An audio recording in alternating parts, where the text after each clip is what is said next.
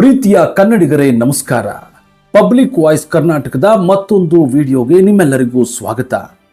ಇಂದು ನಾವು ಜಗತ್ತಿನ ಅತ್ಯಂತ ಕಠಿಣ ಶಿಕ್ಷಣ ವ್ಯವಸ್ಥೆಗಳಲ್ಲಿ ಒಂದಾದ ಚೀನಾದ ಶಿಕ್ಷಣ ವ್ಯವಸ್ಥೆಯ ಬಗ್ಗೆ ತಿಳಿದುಕೊಳ್ಳೋಣ.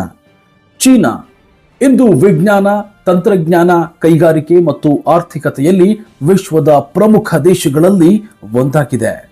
ಆದರೆ ಈ ಯಶಸ್ಸಿನ ಹಿಂದೆ ಒಂದು ದೊಡ್ಡ ಕಾರಣ ಇದೆ. ಅದು ಅವರ ಶಿಕ್ಷಣ ವ್ಯವಸ್ಥೆ. ಚೀನಾದಲ್ಲಿ ಮಕ್ಕಳ ಶಿಕ್ಷಣಕ್ಕೆ ಬಹಳ ಮಹತ್ವ ನೀಡಲಾಗುತ್ತೆ. ಅಲ್ಲಿನ ಪೋಷಕರು ತಮ್ಮ ಮಕ್ಕಳ ಭವಿಷ್ಯಕ್ಕಾಗಿ ಅಪಾರ ತ್ಯಾಗ ಮಾಡ್ತಾರೆ. ವಿದ್ಯಾರ್ಥಿಗಳು ಚಿಕ್ಕ ವಯಸ್ಸಿನಿಂದಲೇ ಕಠಿಣ ಪರಿಶ್ರಮಕ್ಕೆ ಒಗ್ಗಿಕೊಳ್ಳುತ್ತಾರೆ. ಒಬ್ಬ ಸಾಮಾನ್ಯ ಚೀನಿ ವಿದ್ಯಾರ್ಥಿಯ ದಿನ ಬೆಳಿಗ್ಗೆ ಸುಮಾರು 6 ಗಂಟೆಗೆ ಆರಂಭವಾಗುತ್ತದೆ.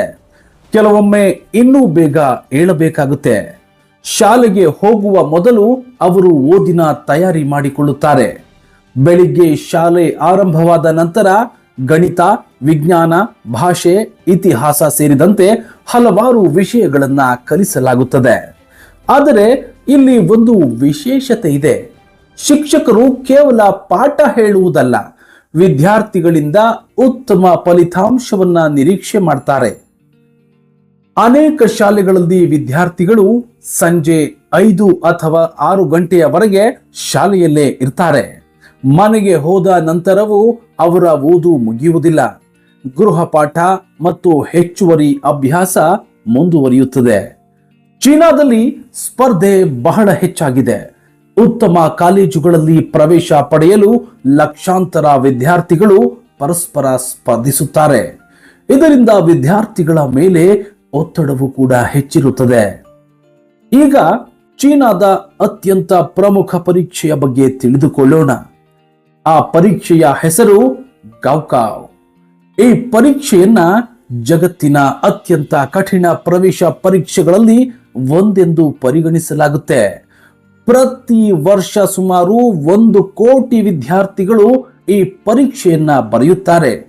ವಿದ್ಯಾರ್ಥಿಗಳ ಭವಿಷ್ಯ ಬಹುತೇಕ ಈ ಒಂದೇ ಪರೀಕ್ಷೆಯ ಮೇಲೆ ಅವಲಂಬಿತವಾಗಿರುತ್ತೆ. ಉತ್ತಮ ಅಂಕಗಳನ್ನ ಪಡೆದ್ರೆ ದೇಶದ ಪ್ರತಿಷ್ಠಿತ ವಿಶ್ವವಿದ್ಯಾಲಯಗಳಲ್ಲಿ ಪ್ರವೇಶ ಸಿಗುತ್ತದೆ. ಕಡಿಮೆ ಅಂಕ ಬಂದ್ರೆ ಉತ್ತಮ ಅವಕಾಶಗಳನ್ನ ಕಳೆದುಕೊಳ್ಳುವ ಸಾಧ್ಯತೆ ಇರುತ್ತೆ. ಈ ಕಾರಣದಿಂದ ವಿದ್ಯಾರ್ಥಿಗಳು ಹಲವು ವರ್ಷಗಳ ಕಾಲ ತೀವ್ರವಾಗಿ ಸಿದ್ಧತೆ ನಡೆಸುತ್ತಾರೆ. ಕೆಲವು ವಿದ್ಯಾರ್ಥಿಗಳು ದಿನಕ್ಕೆ 12ರಿಂದ 14 ಗಂಟೆಗಳವರೆಗೆ ಓದುತ್ತಾರೆ ಎನ್ನಲಾಗುತ್ತೆ. ಗೌಕಾವ್ ಪರೀಕ್ಷೆಯ ಸಮಯದಲ್ಲಿ ಚೀನಾದ ಅನೇಕ ನಗರಗಳಲ್ಲಿ ವಿಶೇಷ ನಿಯಮಗಳನ್ನ ಜಾರಿಗೆ ತರಲಾಗುತ್ತದೆ. ಪರೀಕ್ಷೆ ನಡೆಯುವ ಪ್ರದೇಶಗಳಲ್ಲಿ ಶಬ್ದವನ್ನ ಕಡಿಮೆ ಮಾಡಲು ಕ್ರಮ ಕೈಗೊಳ್ಳಲಾಗುತ್ತೆ. ಇದರಿಂದ ಆ ಪರೀಕ್ಷೆಗೆ ಎಷ್ಟು ಮಹತ್ವ ಇದೆ ಎಂಬುದು ಕೂಡ ಗೊತ್ತಾಗುತ್ತೆ. ಆದರೆ ಚೀನಾದ ಶಿಕ್ಷಣ ವ್ಯವಸ್ಥೆಗೆ ಟೀಕೆಗಳು ಕೂಡ ಇವೆ. ಹಲವಾರು ಶಿಕ್ಷಣ ತಜ್ಞರ ಅಭಿಪ್ರಾಯದಂತೆ ವಿದ್ಯಾರ್ಥಿಗಳ ಮೇಲೆ ಅತಿಯಾದ ಒತ್ತಡ ಬೀಳುತ್ತದೆ. ಕೆಲ ಮಕ್ಕಳು ಮಾನಸಿಕ ಒತ್ತಡವನ್ನ ಅನುಭವಿಸುತ್ತಾರೆ. ಕ್ರೀಡೆ, ಕಲೆ ಮತ್ತು ವೈಯಕ್ತಿಕ ಆಸಕ್ತಿಗಳಿಗೆ ಸಮಯ ಕಡಿಮೆ ಸಿಗುತ್ತದೆ ಎಂಬ ಆರೋಪಗಳು ಕೂಡ ಕೇಳಿ ಬರ್ತವೆ. ಆದರೆ ಮತ್ತೊಂದೆಡೆ ಈ ವ್ಯವಸ್ಥೆಯು ಚೀನಾಕ್ಕೆ ಅಪಾರ ಸಂಖ್ಯೆಯ ವಿಜ್ಞಾನಿಗಳು, ಇಂಜಿನಿಯರ್ಗಳು ಮತ್ತು ತಂತ್ರಜ್ಞಾನದ ಪರಿಣಿತರನ್ನ ನೀಡಿದೆ. ಇಂದು ಜಗತ್ತಿನ ಅನೇಕ ಪ್ರಮುಖ ಕಂಪನಿಗಳಲ್ಲಿ ಚೀನಾದ ಪ್ರತಿಭಾವಂತ ಯುವಕರು ಕೆಲಸ ಮಾಡ್ತಾ ಇದ್ದಾರೆ. ಚೀನಾದ ಶಿಕ್ಷಣ ವ್ಯವಸ್ಥೆಯ ಮತ್ತೊಂದು ವಿಶೇಷತೆ ಶಿಸ್ತು, ಸಮಯ ಪಾಲನೆ. ಶಿಕ್ಷಕರಿಗೆ ಗೌರವ ಮತ್ತು ಪರಿಶ್ರಮಕ್ಕೆ ಹೆಚ್ಚಿನ ಮಹತ್ವವನ್ನ ನೀಡಲಾಗುತ್ತೆ. ಇತ್ತೀಚಿನ ವರ್ಷಗಳಲ್ಲಿ ಚೀನಾ ತನ್ನ ಶಿಕ್ಷಣ ವ್ಯವಸ್ಥೆಯಲ್ಲಿ ಕೆಲವು ಬದಲಾವಣೆಗಳನ್ನ ತರಲು ಪ್ರಯತ್ನ ಮಾಡ್ತಾ ಇದೆ.